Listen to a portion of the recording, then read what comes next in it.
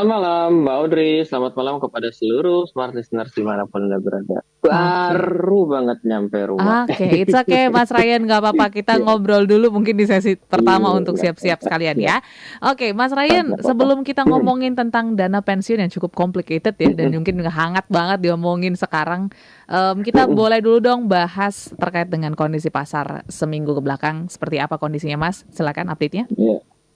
Kondisi minggu inilah boleh dibilang ya. Yes. Oke, jadi pertama indeks harga saham gabungan hari ini bagus ya, naiknya 0,76% dan Mhm. kalau dari satu minggu terakhir kita sebenarnya malah naik. Jadi kalau ingat bahwa di minggu lalu kita sempat bilang bahwa kalau bisa bertahan, tidak jebol pada supportnya, ini akan bisa mengembalikan kondisi pada jalur uptrend ya. Nah, em, beberapa hal yang bisa kita perhatikan di minggu ini, sebenarnya kita semua menunggu bagaimana keputusan Bank Sentral Amerika selanjutnya, apakah mereka punya bagaimana mengenai suku bunganya seperti itu. Mhm. Dan kalau diturunkan, maka mungkin menjadi sesuatu yang dinantikan oleh banyak pihak. Tapi selalu saya katakan bahwa penurunan daripada suku bunga Amerika itu perlu ada kehati-hatian bahwa itu bisa menjadi pintu gerbang menuju resesi seperti Ya. itu. Nah, lalu kita lihat ya dari satu minggu kita mengalami kenaikannya 1,9% dan kalau dalam satu bulan indeks harga saham gabungan 5,5%. Kalau kita pergi ke currency di US dollar terhadap Indonesian rupiah, Mhm. maka hari ini tidak bergerak kemana-mana, relatif berada di level 15.400 pada kurs tengahnya, dan kita sebenarnya mulai kembali mengalami fase kenaikan sejak tanggal 6 September kemarin, Oke. dengan ditarik 6 September itu pada level 15.360. Lalu kita mungkin pergi ke emas ya. Kalau Mhm. emas sendiri bergerak juga hampir tidak pergi kemana-mana pada hari ini di 0,04% saja. Dan pada satu minggu telah mengalami penguatan kenaikan sebesar 0,58%. Seperti itu, Mhm. Mbak Audrey. Oke, begitu update-nya ya. Berarti dari kondisi pasar Mm-mm. ya mungkin ada sedikit hal yang mungkin membuat kita happy gitu ya. Tapi Oh semoga iya, satu lagi. oke, apa Ada tuh yang Mas? lupa. Aha.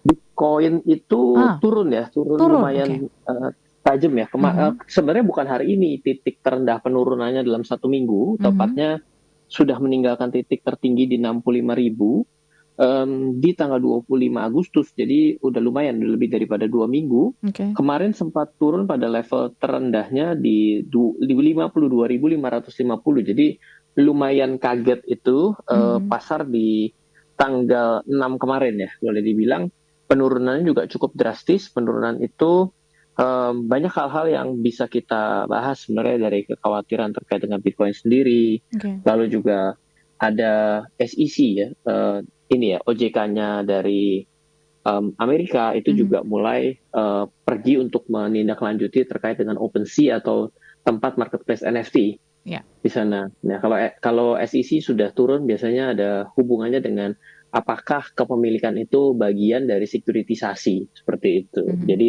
ada hal-hal yang dikhawatirkan oleh para pelaku kripto lah sebenarnya. Yes, oke, itu sedikit update dari dunia cryptocurrency gitu ya. Betul. Oke, dan malam hari ini kita membahas topik yang menarik gitu ya. Mungkin ini bukan topik yang baru ya, Mas Ryan ya, dana pensiun, tapi rasanya kita harus terus gaungkan karena sepertinya tingkat awareness-nya harus dinaikkan karena juga melihat gitu ya pemerintah juga kayaknya usaha banget nih untuk apa ya masyarakat Indonesia punya dana pensiun yang khusus. Emang mungkin balik lagi ke roots-nya gitu ya Mas. Mungkin boleh nggak sih kasih gambaran sedikit terkait pentingnya dana pensiun tuh segimana Mas Ryan?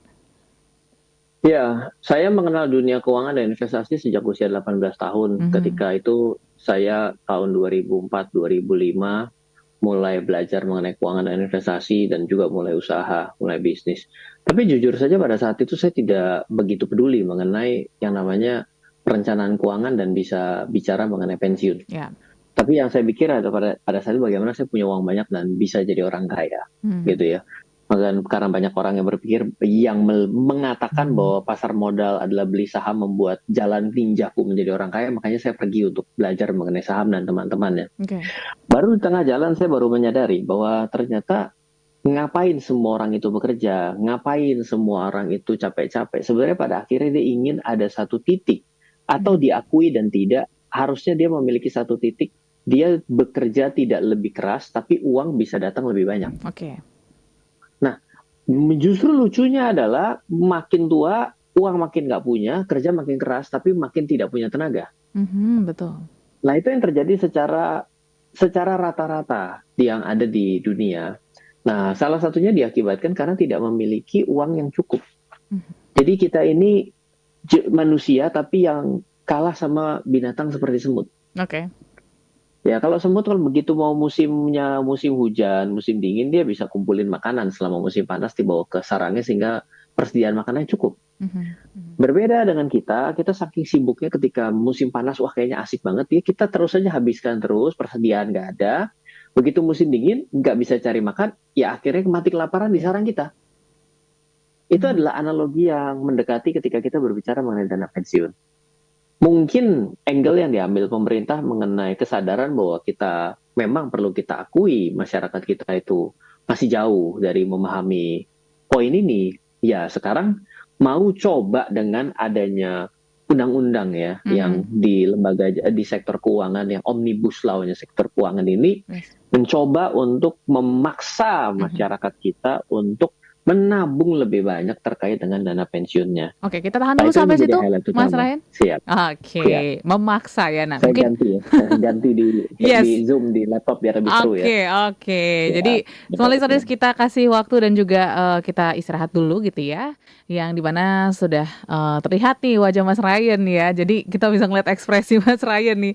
Nah tadi kita terpotong Mas sampai memaksa gitu ya. Berarti kan ada ada gap ya antara kebutuhan yang dilihat untuk masa depan dan juga mungkin ketahuan dari masyarakat di masa sekarang.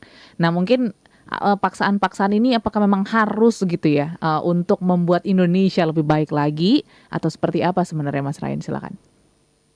Ya, ada hal-hal di sekitar kita itu sebenarnya datangnya cuma dua menurut saya. Satu adalah karena kesukarelaan. Kesukarelaan itu adalah punya latar belakang kesadaran. Yang kedua itu adalah unsurnya adalah paksaan atau suatu kewajiban. Atau hukuman. Ya hukuman itu paksaan sebenarnya kan. Kalau kamu tidak melakukan maka kamu saya hukum. Berarti kan pada akhirnya dia terpaksa untuk melakukan. Betul. Jadi hanya ada dua di sini. Nah, perannya itu kan bagaimana mengimbangi ini. Nah, kita melihat bahwa pada saat ini ada tabungan wajib lah kita boleh bilang akan semakin tinggi. Dan kita akan melihat kalau secara kita sebagai paksaan, maka kita lihat makin banyak nih gue dipotong. Betul. Seperti itu. Ya sekarang saja saya hidup sudah susah, selalu dengan hal seperti itu. Tapi sekali lagi, kita kesampingkan dulu konsep ini, tapi kita mulai dari yang kesukarelaan terlebih dahulu. Kesukarelaan ideal. Jadi saya sekali lagi bilang saya bukan orang yang belajar dari keuangan mulai dari bangku kuliah, bangku sekolah lah boleh dibilang. Saya mulai datang dari orang yang memang datang ke sini bukan dengan latar belakang ilmu pendidikan mengenai keuangan. Saya datang ke sini juga bukan dari keluarga yang memang mungkin keluarganya sudah jadi miliuner atau jutawan yang sehingga anaknya itu sudah blessing. Banyak sekali hal-hal yang mitos-mitos yang ada di keluarga saya ya memang berlaku juga bagi saya yang pada saat itu terjadi gitu ya. Jangan beli saham, main saham itu judi. Itu ada di dalam keluarga saya. Itu termasuk bapak saya sekalipun juga mengatakan seperti itu. Nah, jadi itu berlaku di masyarakat dan berlaku di saya. Jadi kita sama-sama nih kalau kita masih punya pemahaman seperti ini gitu. Nah, jadi kalau kita bicara mengenai hidup kita, itu kita kadang-kadang sibuk bagaimana caranya untuk hidup untuk saat ini. Yang disebut sebagai konsumsi. Nah, konsumsi ini adalah ya yang kita hari ini ya buat bayar listrik, buat bayar air, buat bayar transport, buat makan, anak sekolah. Anak sekolah ini sebenarnya dua. Ya, anak sekolah ini bisa untuk masa depan, tapi sudut pandang untuk masa depan anaknya. Atau ya kita anggap sebagai konsumsi, bagaimanapun uang yang keluar bagi diri kita. Seperti itu ya. Ada juga yang mungkin beli mobil, beli rumah, ya. Itu bagi sebagian orang mengatakan bahwa itu investasi. Menurut saya itu adalah bagian juga konsumsi. Itu karena sesuatu yang lebih banyak keluar duitnya daripada baliknya, itu adalah konsumsi. Dan biasanya konsumsi itu adalah untuk hari itu. Begitu kita bayar, maka kita nikmati pada saat itu. Kita banyak fokus di hal ini. Bagaimana caranya ketika kita tidak punya uang pada hari ini, ya berarti hal seperti itu tidak akan tercukupi. Ya, dan juga ketika kita biasanya memiliki uang lebih banyak, maka konsumsi kita akan semakin besar. Mobil kita tambah, rumah kita tambah, mungkin istrinya nambah juga. Itu karena konsumsi. Ya. Sesuatu yang kita inginkan pada hari ini. Nah, tapi kita lupa bahwa ada satu sisi adalah masa depan. Nah, di mana orang yang belum terbiasa dengan sudut pandang investasi dan perencanaan keuangan, dia menganggap bahwa masa depan itu benar-benar misteri dan tidak perlu dipersiapkan. Biarlah berlalu seperti apa adanya, saya yakin rezeki saya akan tambah bagus, di kemudian hari saya akan semakin baik kehidupannya, dan ternyata besok nggak lebih baik dari hari ini. Dan memang pasti badan kita ini seperti mesin yang mengalami depresiasi terus-menerus. Bukan makin hari makin bukan makin sehat, makin hari pasti akan mulai, ya namanya kita itu usia ya, aging ya. Secara otomatis kan kita akan mengalami penurunan kinerja. Yang repot adalah kinerja kita yang turun, pendapatan kita biasanya akan makin turun. Kita punya konsumsi makin tinggi dan tidak bisa diredam. Karena apa? Karena kita pada akhirnya dengan memakan sehari 3 kali sekalipun dari 20 tahun yang lalu sampai hari ini pun harganya sudah jauh berbeda. Jadi kita tahan sama pun uangnya tetap keluar lebih banyak. Apa ya kalau kita dari makan 3 kali kita ubah dengan pengeluaran yang sama kita ubah jadi makan 1 kali? Nah itu kan yang terjadi. Yes. Nah, jadi ketika kita berbicara mengenai masa depan itu ada dan perlu kita aware bahwa mungkin masa depan itu akan menjadi lebih challenging daripada hari ini. Orang-orang seperti itulah yang mulai berpikir mengenai investasi. Yang berpikir adanya perlu dana pensiun. Yes. Kalau kita belum berpikir itu ada, kita nggak akan berpikir itu penting. Karena kita bilang saat ini kebutuhan saja kurang kok. Ya. Nah, kita akan stay pada posisi itu dan kita berpikir bahwa apapun yang kita lakukan untuk masa depan, ya kurang. Bagaimana mau untuk masa depan orang saat ini kurang? Ya kan? Ya lebih lucu lagi, masa lalu saja kurang lah. Ngapain diomongin kan? Gitu. Jadi ini kita harus sadar bahwa ternyata investasi, dana masa depan, mau disebut pensiun or everything whatever, itu adalah untuk masa depan. Investasi untuk masa depan, konsumsi itu untuk masa kini. Jadi, kalau pada hari ini kita melihat pemerintah mencanangkan berapa? 14% atau 13% total? Gitu. Kurang lebih lah ya. Itu kekecilan. Kalau kita mau secara kesukarelaan ya, jangan ngomong yang mengenai paksaan itu 13%. Ya. Dari sudut pandang kesukarelaan, menurut saya setelah saya hitung dengan beberapa hitungan tanjakan, belokan, dan putaran balik. Ternyata kurang. Cuma mengalokasikan 10% hidup kita nanti pasti setengah mati. 20% setengah mati. Loh Ryan, kalau gitu bagaimana nilainya? Ternyata saya pakai ilmu teori bodoh-bodohan, saya bilang. Teori bodoh-bodohnya bagaimana? Begini. Kalau kita berpikir bahwa hidup kita hari ini penting, berarti kita anggap 100%.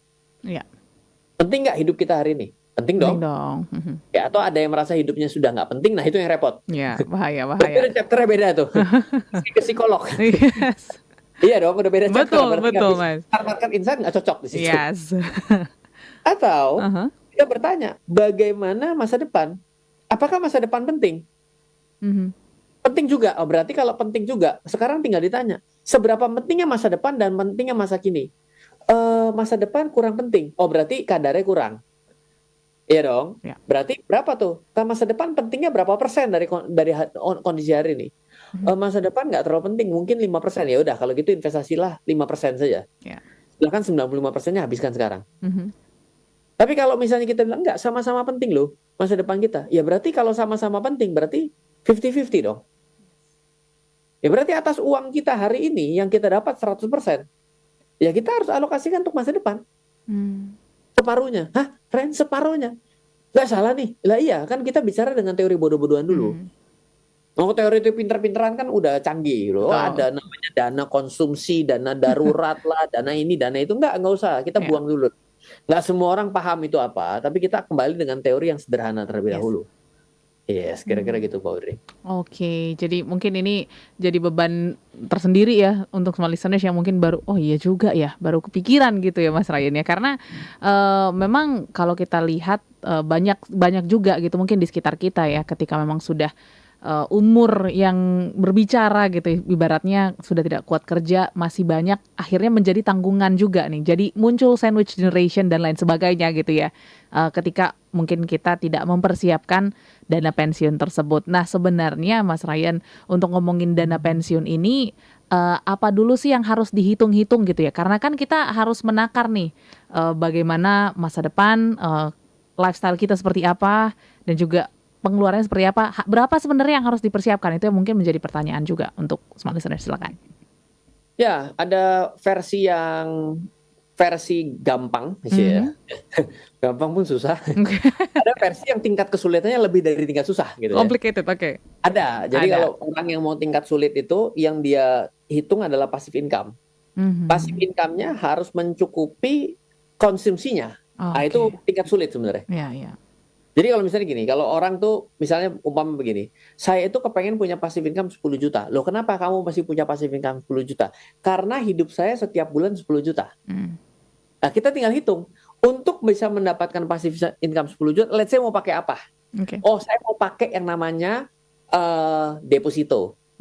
Ya, andai kan deposito itu adalah 5% per tahun. Ya. Berarti kan kalau 10 juta per bulan, dikalikan 12 adalah 120 dong. Ya kan? 5% itu berarti kali 20 tabungannya. Jadi 120 juta kali 20 adalah 2,4 miliar. Maka dengan 2,4 miliar saya taruh di tabungan bank, saya setiap bulan dapat passive income 10 juta selesai.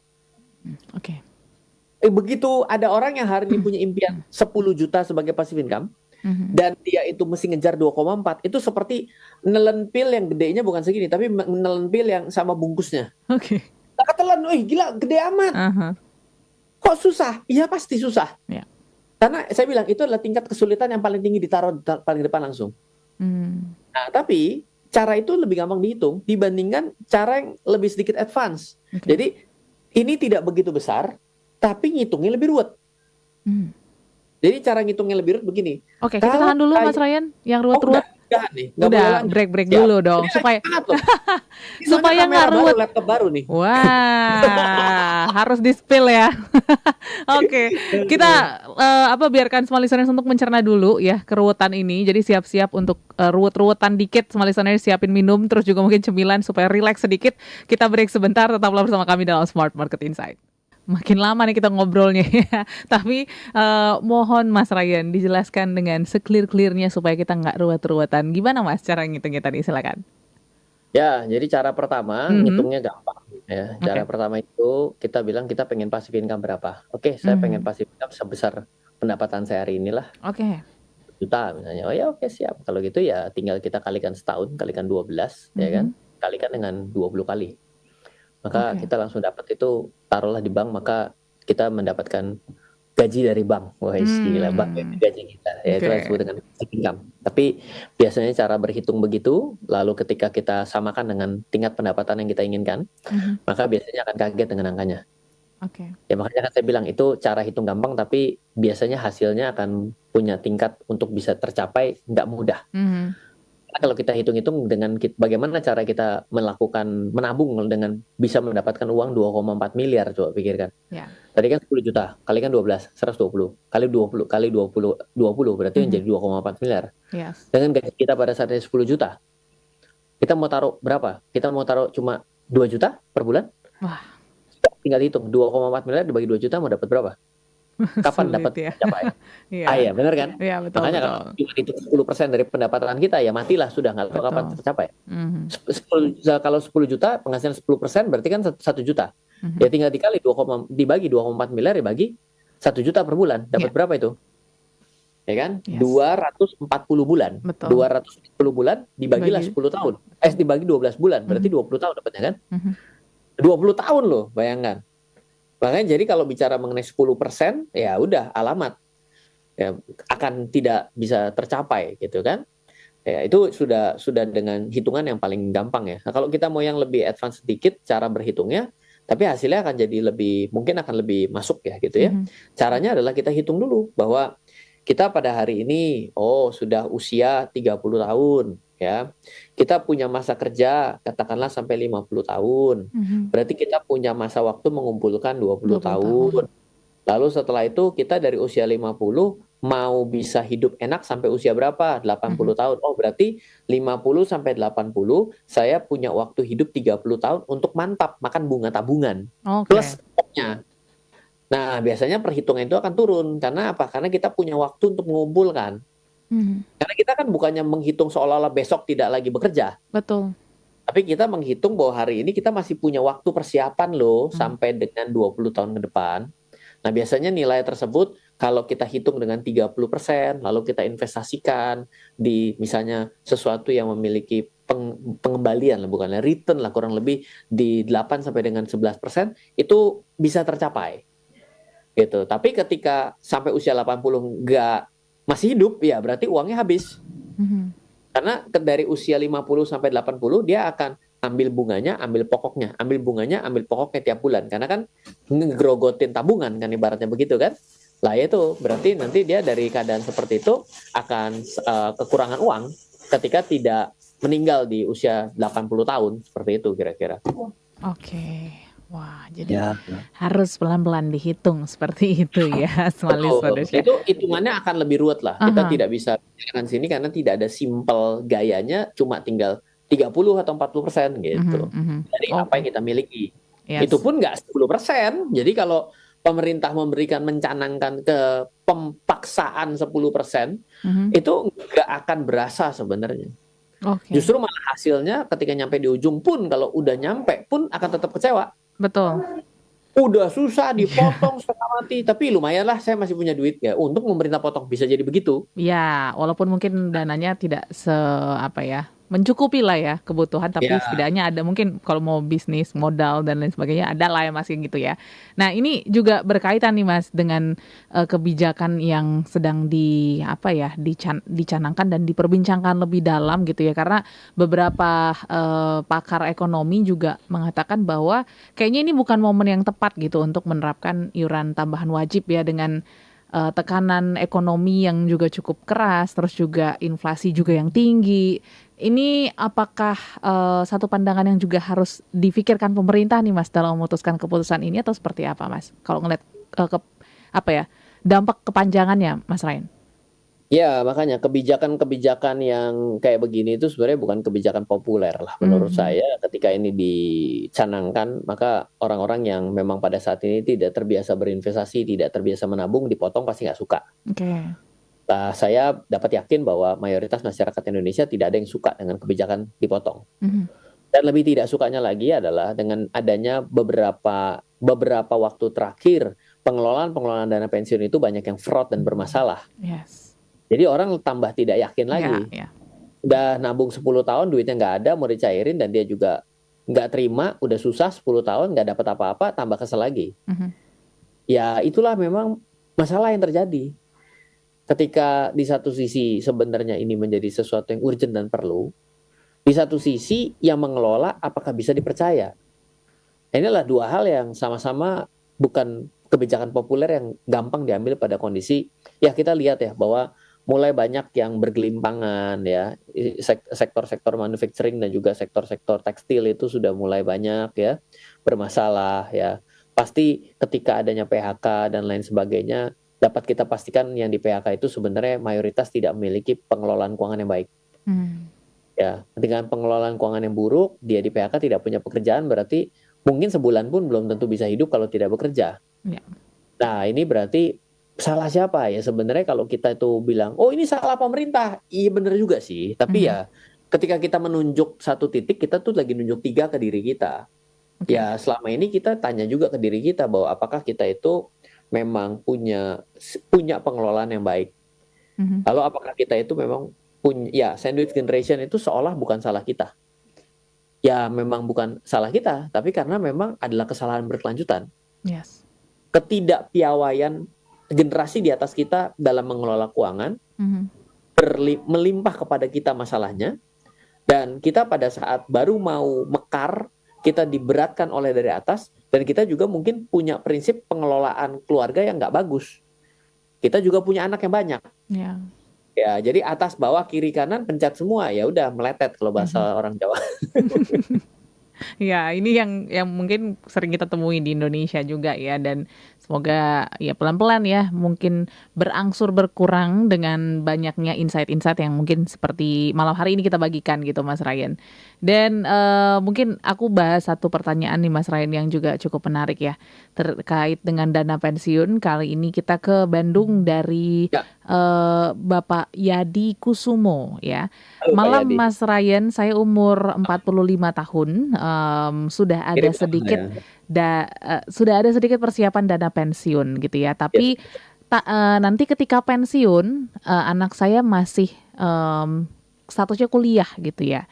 Nah ini Ya. yang bikin saya ketar-ketir gitu. Apakah dana pensiun nanti gitu ya mencukupi? Ada saran nggak Mas sebenarnya dana pensiun ini kita letakkan di mana ya supaya tetap aman dan juga mungkin bisa lah uangnya bekerja untuk kita. Silakan Mas Ryan. Ya, baik. Ya, kalau kita bicara mengenai perencanaan buat anak ya, artinya kan kita tahu bahwa anak kita bisa kita hitung. Mhm. Dia kira-kira akan masuk kuliah kapan, berapa uang kuliahnya, kita tuh sebenarnya bisa hitung pada hari ini. Oke. Ya, kita harus hadapi angkanya berapa. Kita kadang-kadang saking takutnya untuk saking takut untuk menghadapi angka tersebut, kita tidak mau tahu angkanya berapa. Ya, nggak mau ngitung ya, Ya, takut benar. kaget ya Mas ya. Ya. Itu wajar, itu Betul. wajar. Tapi saya ingin sekali bicara bahwa ketika kita tidak mampu menghitung, tidak mungkin kita akan dapatkan angka itu. Yes. Jadi mulailah berani menghitung dan menulis. Mhm. Ini jadi kayak kita lagi belajar bukunya The Secret ya, kita The Law of Attraction. Tapi yes, itu betul. Gitu. Dalam kehidupan saya juga berani menulis dan berani mengatakan loh, mendeklarasikan gitu. Sehingga secara nggak langsung kita punya badan itu mencari cara itu. Setiap orang punya caranya sendiri untuk bisa akhirnya sampai pada tujuannya. Jadi agak sedikit bukan keuangan nih bicara barusan ya, tapi cara berpikir teknologinya dulu Pak. Jadi sekarang oke, ada satu hal, Bapak takut kalau Bapak takut berapa? Ya. Kalau misalnya oh iya oke, setelah saya hitung anak saya mau masuk ini, oh wow 700 juta misal. Oke, 700 juta ya. Wah, berat juga. Tapi Bapak punya waktu loh untuk hari ini pikirkan. Ya. Nah, saya masih punya 10 tahun lagi. Oke, bagaimana caranya agar 700 juta ini bisa tercapai tapi saya juga tetap berinvestasi. Tetap berasuransi, punya asuransi jiwa buat diri saya sendiri. Oh, saya tetap harus punya apa? Penghasilan kah? Bisnis kah? Kalau bicara, oh enggak, saya itu enggak bisa begitu. Saya adalah orang pekerja yang tidak bisa, saya harus memarkirkan uang saya dengan baik. Nah, kalau misalnya memarkirkan uang saya dengan baik, saya harus tahu bahwa apakah saya mampu menerima risiko. Kalau tiba-tiba, oh saya akan trading forex saja. Emang Anda bisa pernah punya pengalaman trading forex? Misal kan banyak ya tiba-tiba ada orang di sekitar Anda mengatakan seperti itu. Kalau udah tidak pernah punya waktu, tidak mau belajar tapi tiba-tiba pergi seperti ini, dikatakan bahwa oh saya akan kelola, ya bohong lah. Namanya kelola, jangan terlalu pikirkan dengan terlalu dipikirin hal seperti itu gitu ya. Tidak ada orang yang terlalu sakti dan terlalu jago juga. Yes. Pada akhirnya orang-orang yang terlalu sakti dan terlalu jago ini tetap harus dikasih aturan agar dia tidak main hakim sendiri. Ya, kadang-kadang terjadi offside di situ.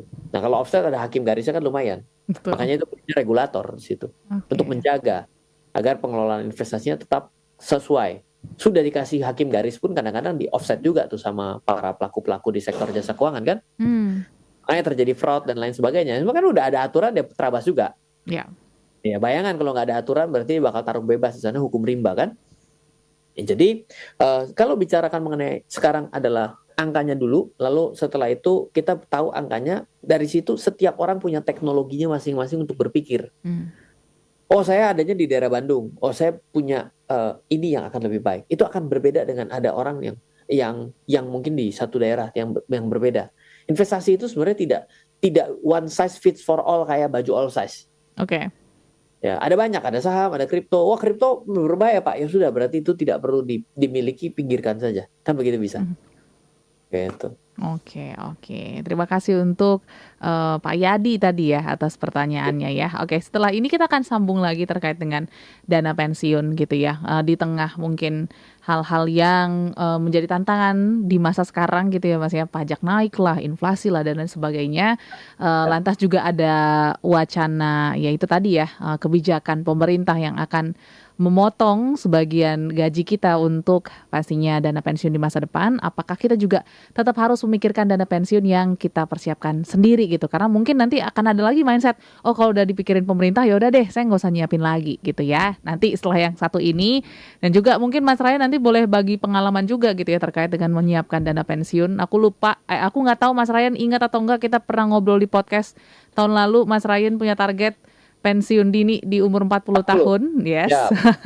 Nanti kita juga minta tips and triknya lah, seperti apa mempersiapkan pensiun small listeners, gitu ya. Mungkin sebelum kita lanjut sharing lagi, Mas Ryan, ini ada pertanyaan lagi ya. Kita ke tidak ada lokasinya, dari Ibu Marta. Bu Marta, ya, yang katanya Oke, yang menanyakan ya terkait dengan pensiun gitu. Saya juga punya target pensiun dini Mas Ryan, cuman cukup challenge ya. Umurnya sebenarnya sedikit lagi udah nyampe, tapi ternyata hitung-hitungannya belum gitu ya. Jadi saya nggak mau maksain untuk pensiun dini. Jadi untuk melakukan dan juga memenuhi kebutuhan di masa pensiun, saya justru bekerja keras dan buka bisnis nih sekarang, seperti itu. Tapi kalau ngomongin tentang pensiun, Mas Ryan, boleh nggak sih sebenarnya kita melakukan aktivitas juga ya ketika pensiun tersebut, dan akhirnya menggunakan uang yang menjadi pemasukan kita di masa pensiun tersebut, tidak menyentuh dana pensiun. Gimana tuh Mas Ryan? Ya, jadi mungkin yang pertama saya coba highlight itu ada kata-kata yang saya suka ya. Ada namanya learn to start, ya kan, dan learn to stop, gitu. Banyak orang yang fokus dengan bagaimana cara memulai, tapi banyak juga orang yang lupa bagaimana caranya untuk berhenti. Ya, jadi ketika bicara mengenai pensiun, ya itu sebenarnya adalah learn to stop. Tapi apa totally stop? Nah itu beda cerita tuh ya. Kalau orang totally stop, saya rasa nggak bisa. Kalau nggak percaya, coba saja pergi liburan, lalu stop dari aktivitas total itu 1 minggu. Do nothing. Ya, 2 hari senang, 3 hari stres, garuk-garuk kepala ya. dilanjut malah sakit. Jadi bukan hal yang baik juga itu. Betul.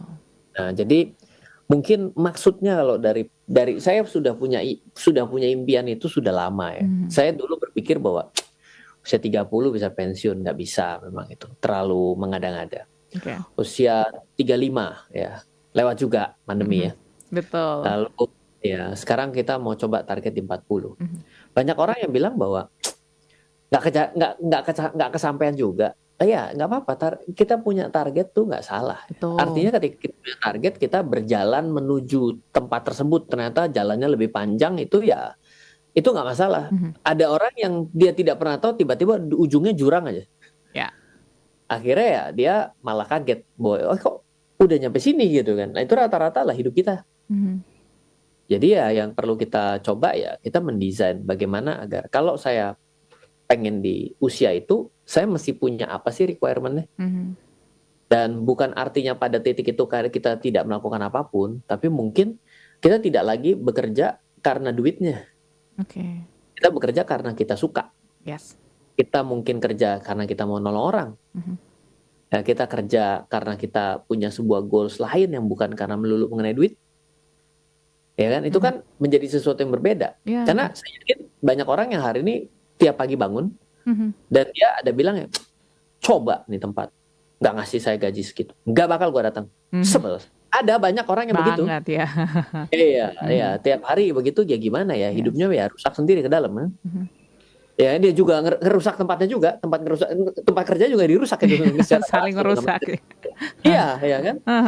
Dia terlalu jantan untuk mengatakan, oh saya memang nggak suka sama tempat ini, oke saya keluar, nggak berani juga. Nah itu jadi masalah semua pihak itu. Nah jadi ketika kita berbicara mengenai pensiun dan ternyata kita sadar bahwa ada kekurangan, itu adalah suatu hal yang bagus. Tinggal kita berpikir, oke, saya punya apa? Apakah membangun usaha adalah suatu hal yang salah? Enggak, sama sekali enggak. Tapi ketika kita seumur hidup tidak pernah usaha, tiba-tiba kita usaha, itu jadi masalah. Ini penting. Ada orang, bukan ada orang, ada beberapa lah ikut. Ya saya diminta untuk ngajar kelas persiapan pensiun. Ya, umurnya udah hampir 50 gitu kan. Dia hitung-hitung sama-sama, dia buka angkanya yang sebenarnya. Mas, saya itu perlu uangnya 15 miliar. Oh iya, kalau gitu sekarang uangnya punya berapa? 2,5, Mas. Jauh. Banget. 2,5. Bagus, udah tahu ada gap di situ. Yes. Gap tuh bagus. Kalau kita dalam analisa Sadar, ya. apapun, standarisasi information security, ISO dan teman-temannya, semua namanya adalah gap analysis terlebih dahulu. Gapnya berapa? Ya. Oke. Tinggal ini yang repot adalah bagaimana mengambil keputusan atas gap ini. 2,5 ke 15. Oke kalau gitu. Kira-kira Bapak bagaimana Pak kalau saat ini? Kalau saya kerja ya nggak mungkin. Ya saya bisa hitung. Dengan sisa waktu saya, mungkin saya dapat bonus ini dan itu, saya nggak bisa mencapai nilai tersebut. Sebenarnya kalau nggak mencapai, tinggal kita turunkan ekspektasinya. Betul. Ya, ketika kita tidak mampu menambah uang lebih banyak, bagaimana? Justru jangan cari uang lebih banyak, tapi bagaimana caranya berhemat dulu sampai titik maksimum, baru kita, karena memang udah nggak bisa, ya baru mencari. Banyak orang terbalik karena tahu dia itu kurang, apa yang dia lakukan adalah bukan berhemat, dia cari lebih banyak. Yes. Loh, emang kenapa Ryan nggak? Emang salah kalau saya cari lebih banyak? Bukan, jangan lupa. Kalau berhemat, barangnya udah ada di kita. Nyari lebih banyak dengan kita pergi keluar, bukan kita nambah lebih banyak loh hasilnya. Bisa jadi kita malah keluar lebih banyak. Loh kok bisa? Ya dengan kita tadinya cuma kerja 1, tahu uangnya kurang, maka kita kerja 2. Maka dengan kita kerja 2, pendapatan belum tentu 2 kali lipat, tapi mungkin kali 1,5. Ya. Tapi yang terjadi adalah kita tenaga keluar lebih banyak, sakit lebih banyak, stres lebih banyak. Ya, akhirnya keluar uang lebih banyak. Right? Betul nggak? Ya. Berarti sebenarnya hematlah dulu sampai titik yang paling masuk akal. Karena banyak spending kita yang mungkin bocor halus. Ya, ban itu bocor halus paling repot. Tiba-tiba tengah jalan baru kempes.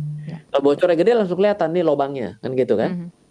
Ini yang kita lihat. Oke, setelah kita sudah dapatkan dengan titik maksimum yang kita tidak bisa geser, lalu saya selalu sarankan adalah tirulah yang namanya keselamatan versi penerbangan. Penerbangan itu adalah versi keselamatan yang paling bagus. Apa keselamatan yang paling bagus daripada versi penerbangan? Iya, gampang. Yaitu adalah kalau dalam keadaan darurat, pakailah masker diri sendiri dan bantulah orang lain. Yes. Nah, jadi kalau kita, ini udah darurat nih buat saya. Ya udah, mulailah pakai masker terlebih dahulu buat kita. Kalau mampu, baru bantu orang lain. Banyak kehidupan kita ini, kadang-kadang kita bantu lebih banyak. Nah itu menjadi masalah. Ya. Wah, Ryan ini ngajarin orang untuk tidak membantu. Enggak, saya ini mau mengajarkan teori keselamatan pesawat terbang. Betul. Dari sudut pandang itu dulu, nanti jadi salah paham. Oke. Gitu. Jadi bukan pakai kan orang yang lebih tidak mampu untuk memakai dulu, anak kita dulu, mati dulu kita. Kenapa? Kalau kita tidak hidup, kita tidak bisa bantu orang lain. That's it. Ya. Gitu. Jadi banyak hal-hal yang kita mungkin harus adjust, yang dimana dimaksud adalah smart spending ini memang ada. Ya udah, itu udah selesai.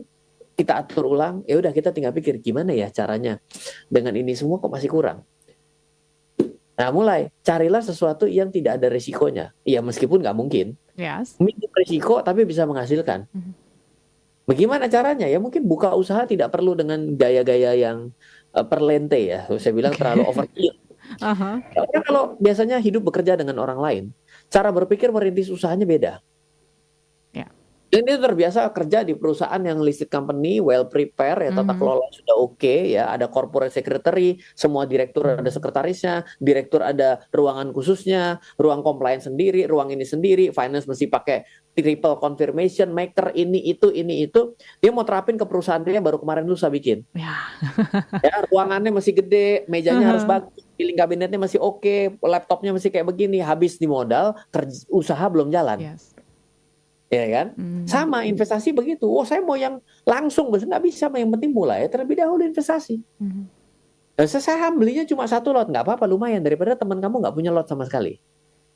Jadi kita harus bisa mengadjust.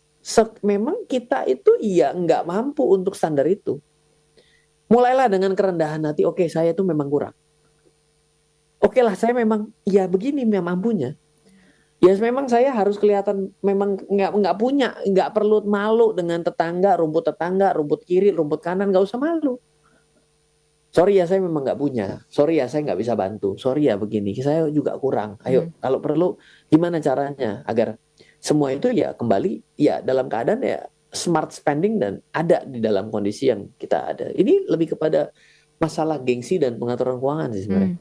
Ya, setelah itu ya udah mulailah. Ya kan, banyak kan orang, wah yang penting mobilnya bagus, maka dia disebut orang. Emang dulu apa Dendemit? Oke.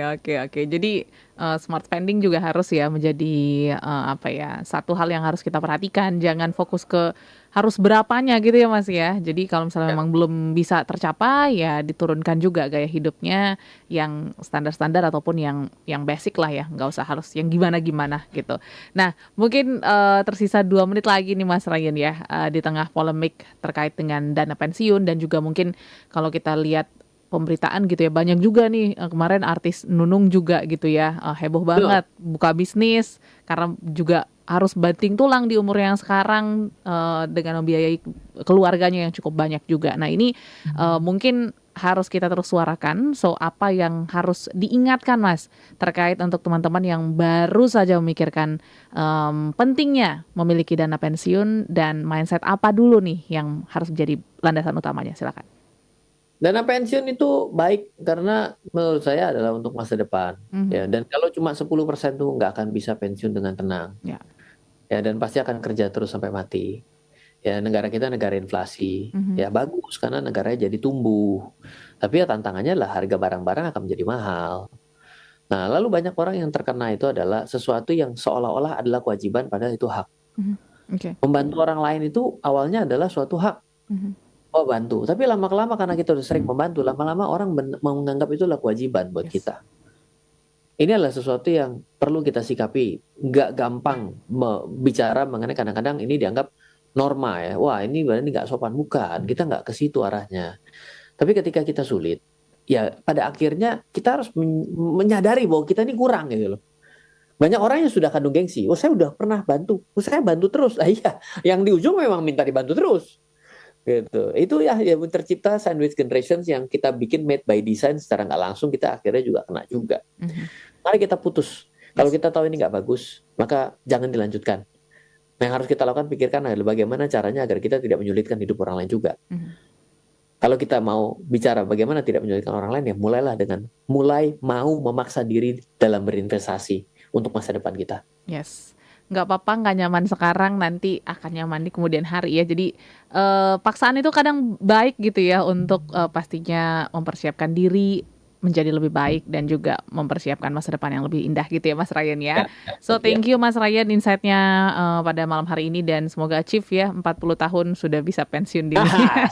Soalnya udah janji di podcast. Umur 40 nanti berarti saya tiap hari harus beda. Hai guys, saya hari ini lagi ada di sini coba. Gitu ya. Instagramnya udah beda ya, nggak ngomong di sana sini tapi liburan mulu dan nemenin anak ya perform. So thank you Mas Ryan. Anak saya lagi ini. Iya gitu Instagramnya nanti ya. Dan juga listeners yang sudah berpartisipasi, terima kasih banyak. Setelah ini juga pastinya masih banyak insight-insight menarik yang bisa Anda ikuti di Smart FM.